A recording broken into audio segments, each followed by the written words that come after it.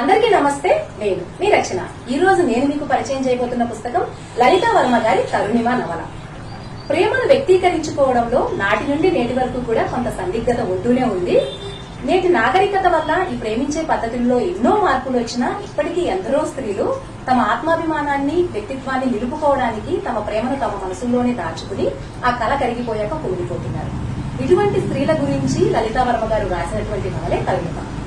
అంతేకాకుండా స్త్రీల మీద అఘాయిత్యాలు జరిగినప్పుడు కేవలం పురుషుల్ని ద్వేషించడమో, వాళ్ళు విమర్శించడమో చేయకుండా ఆ అంశాన్ని సమగ్రంగా పరిశీలించి ఒక అవగాహనకి రావాలని కూడా రచయిత్రి చాలా చక్కగా సున్నితంగా చెప్పారు.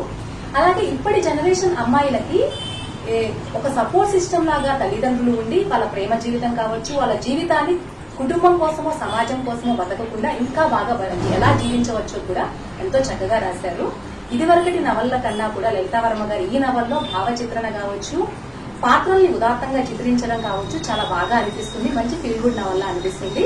మీకు ఈ పుస్తకం కావాలంటే రచయిత్రిని కాంటాక్ట్ చేయొచ్చు, లేకపోతే నాకెవరైనా కావాలంటే మెసేజ్ చేసినా సరే రచయిత్రి డీటెయిల్స్ నేను మీతో షేర్ చేస్తాను. సో ఇంత చక్కటి పుస్తకాన్ని, అందులోనూ మొదటి పుస్తకాన్ని నాకు పంపించినందుకు లలితా వర్మ గారికి హృదయపూర్వక అభినందనలు అలాగే ధన్యవాదాలు కూడా తెలియజేస్తున్నాను. మళ్ళా వచ్చే వీడియోలో మరో మంచి పుస్తకంతో మీ ముందుకు వస్తాను. అప్పుడు సైనింగ్ ఆఫ్ మీ రచన.